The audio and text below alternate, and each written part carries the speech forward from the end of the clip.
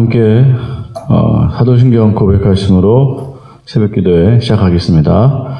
전능하사 천지를 만드신 하나님 아버지를 내가 믿사오며 그 외아들 우리 주 예수 그리스도를 믿사오니 이는 성령으로 잉태하사 동정녀 마리에게 낳으시고 본디오 빌라도에게 고난을 받으사 십자가에 못 박혀 죽으시고 장사한 지 사흘 만에 죽은 자 가운데서 다시 살아나시며 하늘에 오르사 전능하신 하나님 우편에 앉아 계시다가 저리로서 산 자와 죽은 자를 심판하러 오시리라.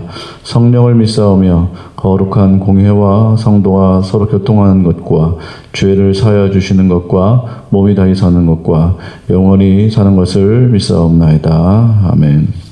360장 찬송가입니다. 찬송가 360장 함께 선포하며 찬양하시겠습니다.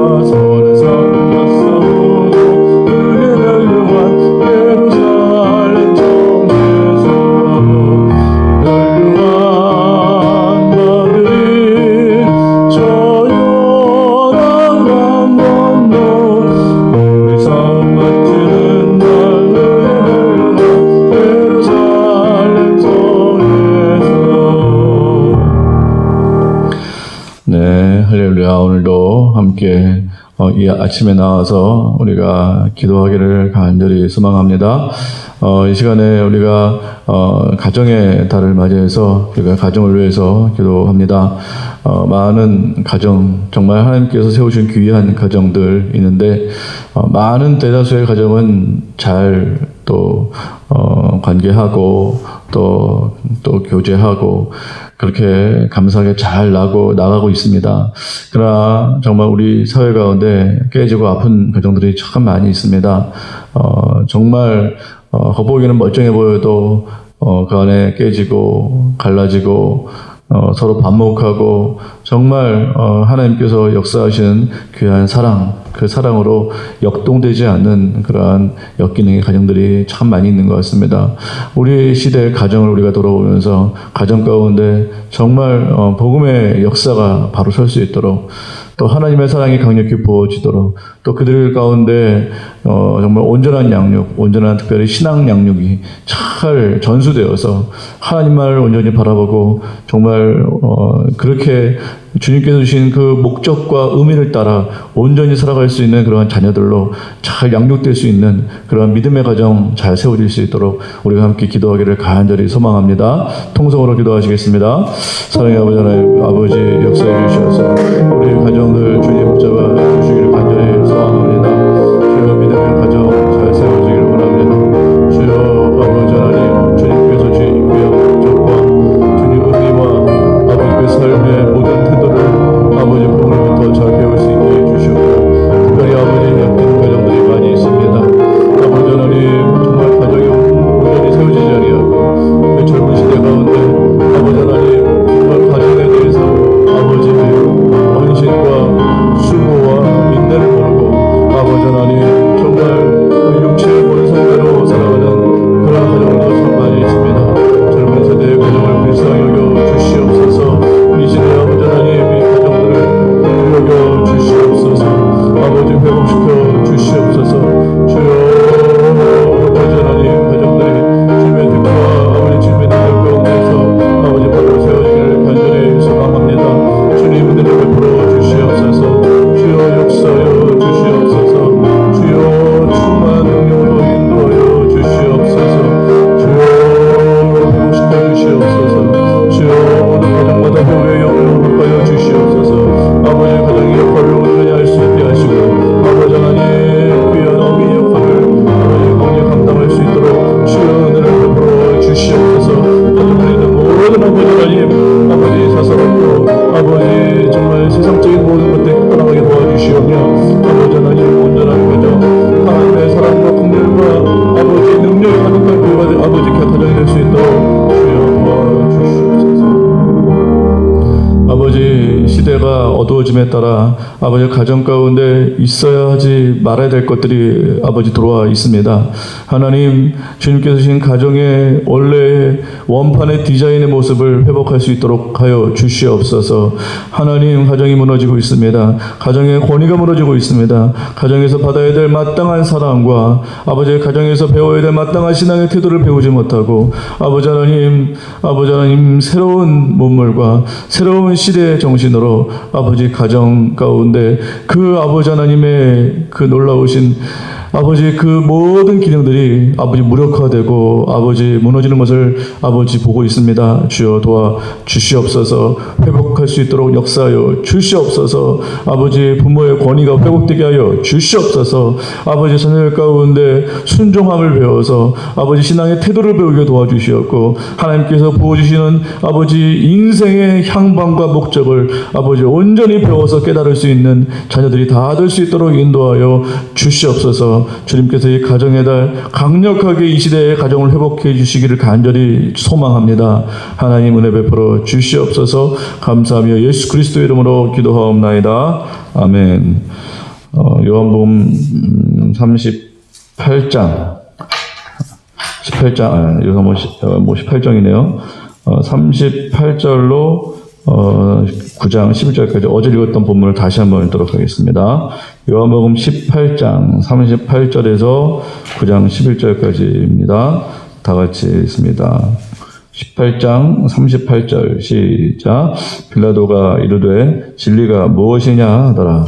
이 말을 하고 다시 유대인들에게 나아가서 이르되 나는 그에게서 아무 죄도 찾지 못하였노라. 유월절이면 내가 너희에게 한 사람을 놓아주는 전례가 있으니 그러면 너희는 내가 유대인의 왕을 너희에게 놓아주기를 원하느냐 하니 그들이 또 소리질러 이르되 사람이 아니라 바라바라 하니 바라바는 강도였더라. 이에 빌라도가 예수를 데려다가 채찍질하더라. 고인들이 가시나무로 관을 엮어 그의 머리 위에 씌우고 자색 옷을 입히고 앞에 가서 이르되 유대인의 왕이여 평안할지어다 하며 손으로 때리더라. 빌라도가 다시 밖에 나가 말하되 보라 이 사람을 데리고 너희에게 나오나니 이는 내가 그에게서 아무 죄도 찾지 못한 것을 너희로 알게 하려 함이로라 하더라. 이에 예수께서 가시관을 쓰고 자색 옷을 입고 나오시니 빌라도가 그들에게 말하되 보라 이 사람이로다 하매 대제사장들과 아랫사람들이 예수를 보고 소리질러 이르되 십자가에 못 박으소서 십자가에 못 박으소서 하는지라. 빌라도가 이르되 너희가 친히 데려다가 십자가에 못 박으라. 나는 그에게서 죄를 찾지 못하였노라. 유대인들이 대답하되 우리에게 법이 있으니 그 법대로 하면 그가 당연히 죽을 것은 그가 자기를 하나님의 아들이라 함이니이다. 빌라도가 이 말을 듣고 더욱 두려워하여 다시 관정에 들어가서 예수께 대답하되 너는 어디로부터냐 하되 예수께서 대답하여 주지 아니하시는지라. 빌라도가 이르되 내게 말하지 아니하느냐 내가 너를 놓을 권세도 있고 십자가에 못 박을 권한도 있는 줄을 알지 못하느냐. 예수께서 대답하시되 위에서 주지 아니하셨더라면 나를 해할 권한이 없으리니 그러므로 나를 내게 넘겨준 자의 죄는 더 크다 하시니라. 아멘. 네, 어제 읽었던 본문 가운데 특별히 오늘 빌라도의 입장에 서서 빌라도가 왜 이렇게 이런 계속해서 사도신경에 그의 이름이 오르고 있지 않습니까? 그만큼 이렇게 참 치욕적인 인물인데 그가 어쩌다가 이런 인물이 됐는가 하는 것에 대해서 살펴보도록 합니다. 그가 이렇게 할 수밖에 없었던 그의 행동의 배경에는 두려움이 있었던 것 같습니다. 여러분, 빌라도가 어떤 인물처럼 보이십니까? 빌라도가 대단히 악한 존재로 보이나요? 사도신경에서 그렇게 거론될 만큼 그렇게 악하고 악랄하고 또 아주 그냥 아주 이렇게 교활한 그런 인물로 보이시는지 모르겠습니다. 제가 보기에는 그런 인물로 보이지가 않고 상당히 평범한 인물로 보여요. 빌라도를 보시면 아시겠지만 만약에 우리가 예수를 안 믿었더라면 저라도 이렇게 했을 것 같아요. 제가 예수님을 안 믿었더라면 그냥 보통의 상식과 보통의 정서와 보통의 감정을 가지고 빌라도와 같이 이렇게 행동을 했을 것 같아요. 당시에는 로마의 그런 압제 시대입니다. 그 로마가 가장 두려워하는 것은 밀란이었어요. 그래서 로마는 포용 정책을 썼는데 로마가 가장 싫어하는 것은 본인들이 이렇게 다스리는 곳에서 밀란이 일어나거나 폭도가 일어나는 것, 폭도가 일어나는 것을 지독히도 싫어했습니다. 빌라도 자체는 로마에서 심어놓은 한마디로 이게 총독이에요. 총독. 그러니까 지방관이죠. 그러니까 지방에 담당하는 관인데 빌라도도 그걸 잘 알고 있었겠죠. 로마에서 가장 싫어하는 것은 밀란이고 폭도이기 때문에 지금 그런 상황이거든요. 그래서 빌라도는 어떻게든 이것을 무마하려고 노력하는 모습을 보게 됩니다. 우리라도 안 그럴까요? 우리라도 그럴 거예요. 우리가 보통 여기에 담당관이라면 로마 정부에서 가장 싫어하는 그것을 하겠습니까? 자기의 명성 떨어지는 것이고 자기의 어떠한 그 정치력을 잃는 것이죠. 아니 지방관이라고 세워놨더니만 그것도 진압 못하고 그렇게 어떤 문제가 계속해서 일어난다면 당연히 중앙정부에서도 저 사람 무능하구나 갈아치워야겠구나 당연히 이렇게 생각하겠죠. 지금 빌라도도 두려운 것이 바로 그것이었습니다. 자기의 정치력과 자기의 어떠한 이런 명성을 잃을까봐 또 자기의 자리를 잃을까봐 하는 것에 대한 두려움이겠죠. 그래서 이 두려움을 극복하지 못하면 오늘 결론은 그렇습니다. 두려움을 극복하지 못하면 죄인이 된다라는 것이에요. 그러니까 평범한 그 사람이 죄인이라고 해서 어떻게 우리가 그리는 어떤 죄인의 이미지가 있어서 그러한 죄인이 되는 것이 아니고요. 평범한 사람이 빌라도와 같이 죄인으로 이게 떨어지게 되는데 그 중요한 그 매개가 되는 것은 바로 두려움이라는 거죠. 두려움을 이기지 못하면 빌라도처럼 될 수 있다라는 것입니다.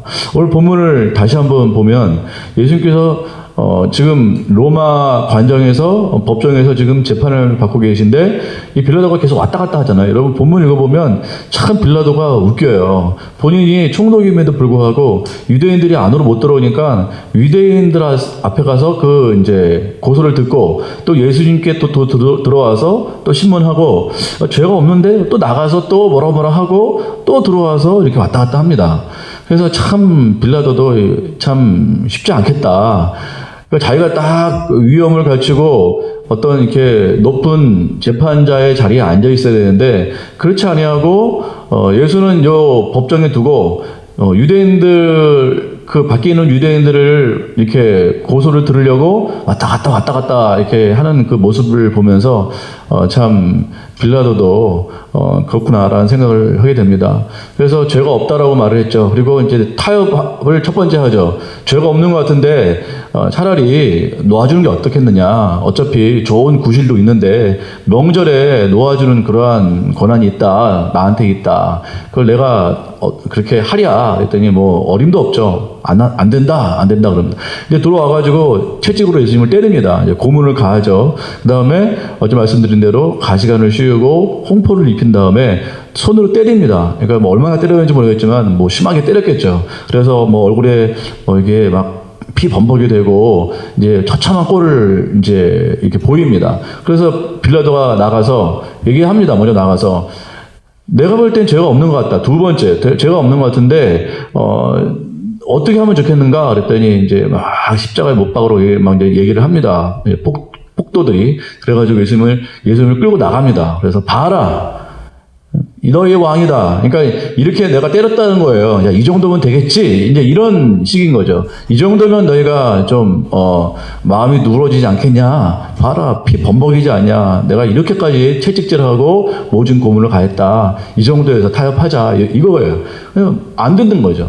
이 사람이 낫다. 그러면서 십자가에 못 박아라. 그럼 니네들이 못 박아라. 그랬더니 이게 어제 말씀드린 대로 우리의 법으로 했다면 이 사람은 죽었을 것입니다. 우리가 죽였을 것입니다. 이렇게 얘기를 하죠. 그랬더니 세 번째 말합니다. 내가 죄가 없는 것 같다. 아무리 봐도 죄가 없는 것 같다. 도대체 왜들 이러느냐. 이렇게 이제 빌라도가 말을 하자 이제 결정적인 얘기를 하죠.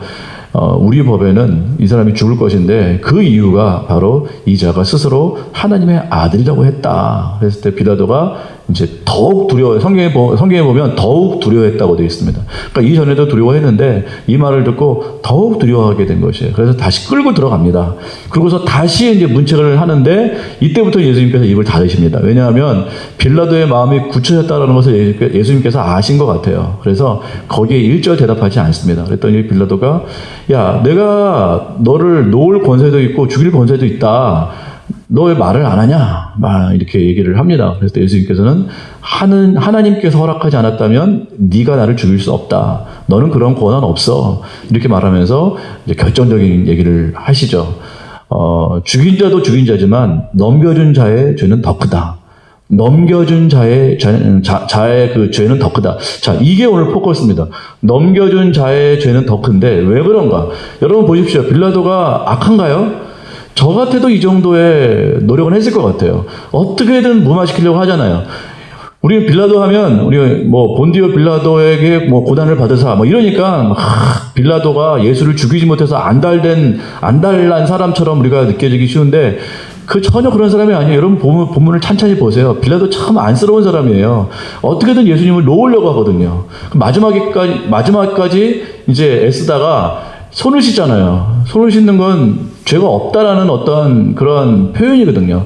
그러면서 나는 죄가 없다. 나는 그 양심의 가책이 있는 거예요. 3번이나 확인했거든요. 내가 아무리 신문을 하고 묻고 뭐 해도 이 사람에게 죽일 만한 그런 죄가 없는 거예요. 죽이기엔 너무 양심의 가책이 되는 거예요. 마지막까지 자기는 죄가 없다라고 해서 이렇게 손을 씻고 자기를 이렇게 막 이렇게 합리화시키잖아요. 어쨌든 그렇습니다. 이 빌라도는요, 지극히 평범한 사람이에요. 지극히 평범한 사람. 그러니까 이게 보통 이 사람이 총독이 아니었다고 하면 그냥 평범한 사람. 세상을 그냥 그렇게 자기의 어떤 논리와 자기의 이성과 세상의 그냥 이렇게 순리대로 살아가는 그저 그러한 평범한 사람이었을 것이 분명합니다. 빌라도는 악한 사람이 아니에요.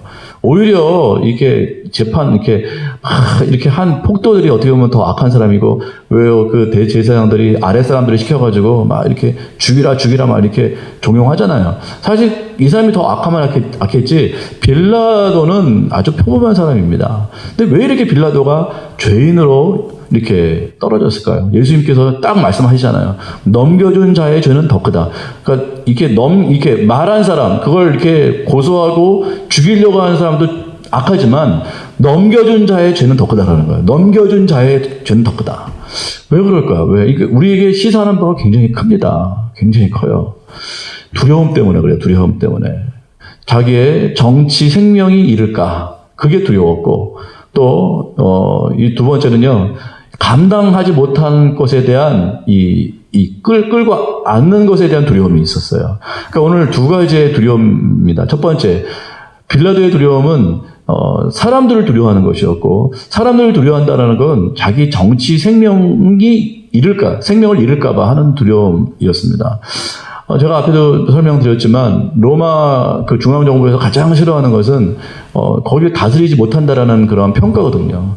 빌라도를 세워놨는데 거기서 계속해서 이렇게 막 밀란이 일어나고 막 이렇게 막 폭도들이 일어나고, 이거에 대해서는 지극히 싫어했거든요. 그러면 군대가 지극적으로 파송이 됩니다. 파견이 돼서 이렇게 군대가 이제 제압을 하게 되는 것이거든요. 그러면 총독 뭐 했냐? 너 이런 것들을 처리하지 못하고 뭐 했냐? 군대를 동원하도록 왜 만들었느냐, 이런 얘기를 분명히 들을 거거든요. 그러니까 이거에 대한 두려움이 있는 거예요. 자기의 정치 생명을 잃을까봐. 그러니까 사람들이 두려운 것이에요. 사람들이. 그래서 어찌됐든 간에 거기 대제사장들이 유대 사회의 주류다 보니까 그 주류들의 말을 들을 수밖에 없는 거죠. 그래서 어떻게든 안정시키려고 노력을 했다라는 거예요. 이 두려움이 사실은 예수님을 십자가에 못 박게 하는 그러한 아주 결정적인 이 상황으로 그렇게 됩니다. 그러니까 두려움 때문에 예수님을 십자가에 못 박을 수 있다라는 것이에요. 사람들을 두려워하고, 정치력을 두려워하고, 어떤 평판을 두려워하고, 이런 것 때문에 예수님을 못 박을 수 있다. 이 죄는 더 크다. 어쩔 수 없이 넘겨주잖아요. 결국은 평범한 사람들이 죄인이 되는 것이에요. 참 놀랍습니다. 사람들은 그렇게 말을 합니다. 저 정도 사람이 지옥 가는 게 말이 돼? 저 정도의 열심히 사는 사람이, 요새 세상 사람들 보세요. 얼마나 선량합니까? 얼마나 열심히 살아요. 어떻게든 자기 삶의 터전에서 열심히 살아내려고 노력하는 사람이거든요. 단지 문제는 뭐죠? 예수님을 안 믿는다는 것, 그거 하나예요. 그러니까 사람들이 말하는 건 그거예요. 저렇게 열심히 살고 선량한 사람이 그깟 예수 하나 안 믿는 거 가지고 지옥 간다는 게 말이 되냐? 이렇게 말을 한다는 거예요. 빌라도도 선량한 사람이었다고요. 근데 두려움 때문에, 예수를 믿음으로 말미암아, 예수를 품음으로 말미암아 자기에게 이렇게 다가올 그러한 그 위협과 그런 불이익이 두려워서 결국 예수님을 넘겨주거든요. 그것 때문에 죄인이 되는 거예요. 예수님을 믿음으로 말미암아 그들에게 오는 불이익. 사람들 예수님 안 믿거든요. 예수님 믿으면 귀찮잖아요. 나가야 되고 믿음도 없는데 굳이 가서 믿을 필요도 없고, 가서 굳이 헌금할 필요도 없고, 모든 게 귀찮다. 나 사느라 바쁘다. 그게 핑계잖아요. 열의 아홉은 다 그 핑계예요. 귀찮아. 나 별로 내가 좋아하지도 않는 내가 별로 믿겨지지도 않는 거, 뭘 굳이 믿으려고 하느냐. 나 사느라고 바쁘다. 결국 그게 죄인이라고요. 그러니까 그 두려움이에요. 그 두려움. 그 예수를 안 믿는 그 자체. 그러니까 그 두려움. 그 예수를 믿음으로 말미암아 나에게 오는 불이익과 여러 가지 귀찮음과 여러 가지, 빌라도도 얼마나 귀찮았겠어요. 예수님 하나 살림으로 말미암아 그 사람들을 처리하느라고 얼마나 귀찮겠어요. 자기의 정치 생명을 잃을 수 있잖아요. 그거가 두려운, 그것 때문에 결국은 죄인이 되는 거예요. 사람 자체가 악한 것이 아니고. 이걸 분명히 알아야 됩니다. 넘겨준 자의 죄는 더 크다. 두 번째 두려움은 예수님께서 하나님의 두려워했다고 되어 있거든요.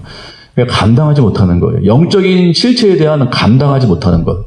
예수님의 그 본연의 모습을 드러내니까 원래 예수님의 원래 모습을 이 빌라도가 알게 되니까 감당이 안 되는 거예요. 이건 장난이 아니구나. 이건 뭔가 대단한 뭔가 존재구나. 그래서 사람들이 저렇게 배척하는구나. 그냥 쉽게 미치광이인 줄 알았어요, 사실은.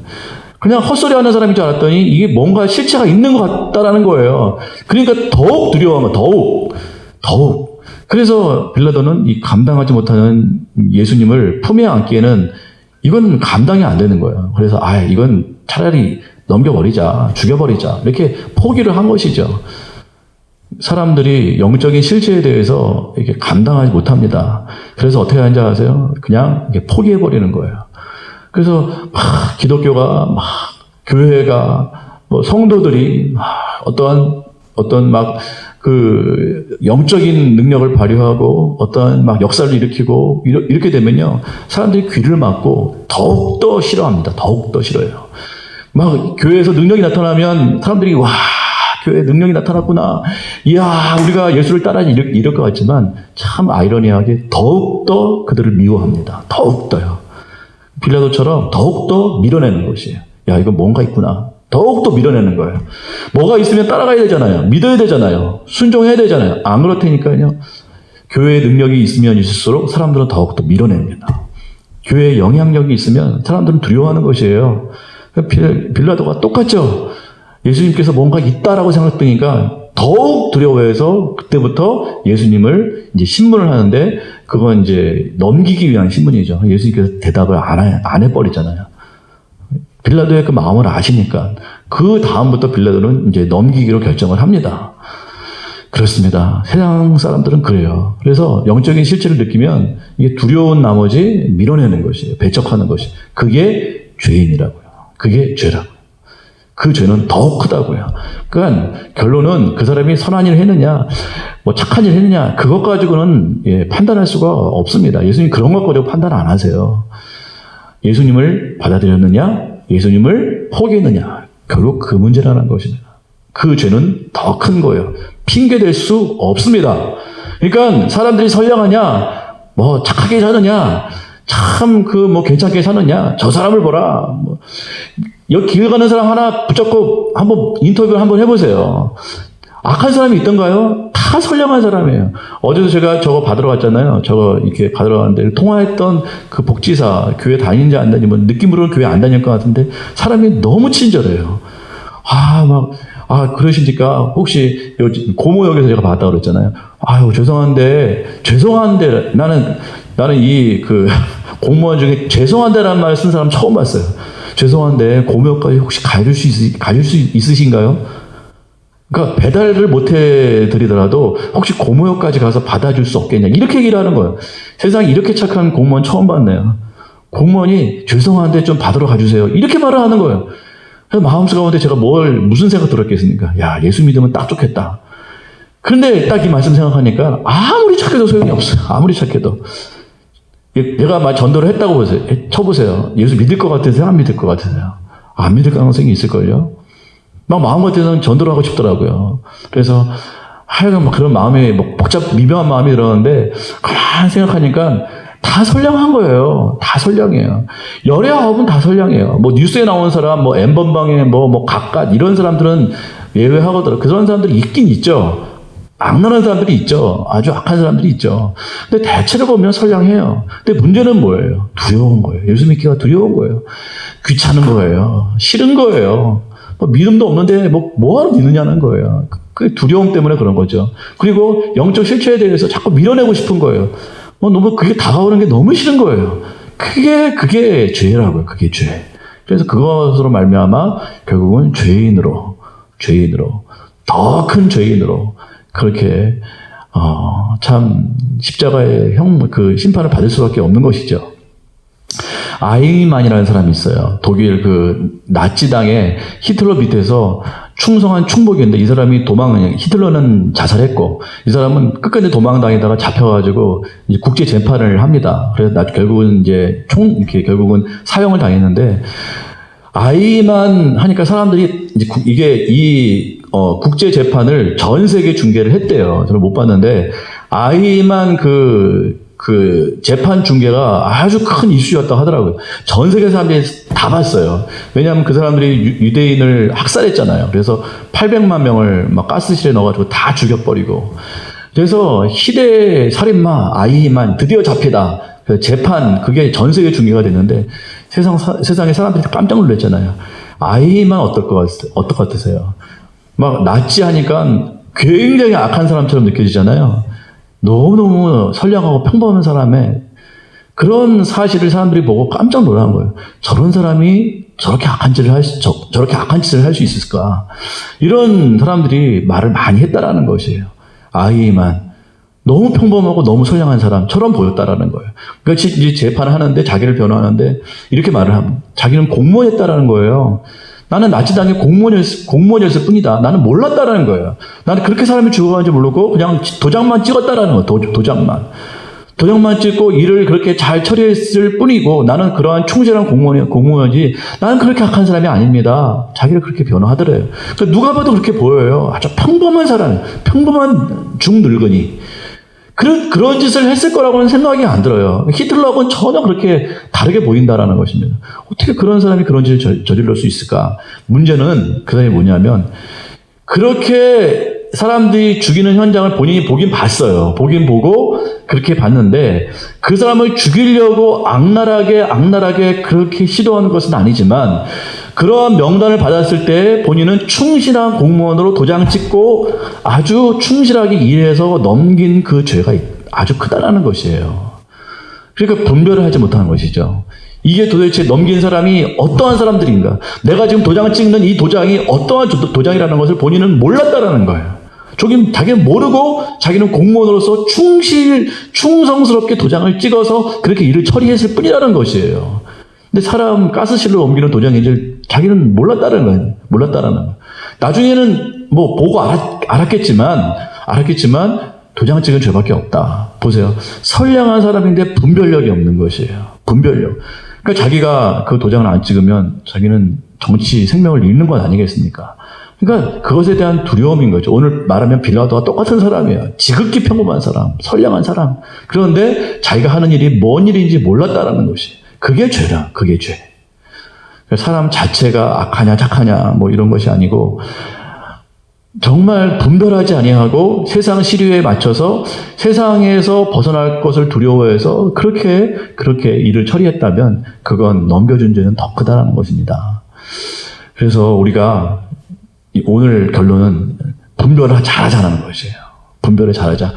두려워서 세상 시류에 이렇게 거스르는 것을 두려워하지 말고 우리가 세상을 따라가면서 살아가는 것이 얼마나 이것이 무서운 일인가를 분별하고 정말 잘 우리가 생각해서 우리가 주의 길을 따라가자. 항상 거슬러 살 수밖에 없다라는 것이 오늘 결론이 되겠습니다. 오늘도 이 마음 품고 정말 단단한 결심과 분별력으로 주님의 길을 거슬러 가는 길이지만 주님의 길을 온전히 따라가는 우리가 되기를 간절히 소망합니다.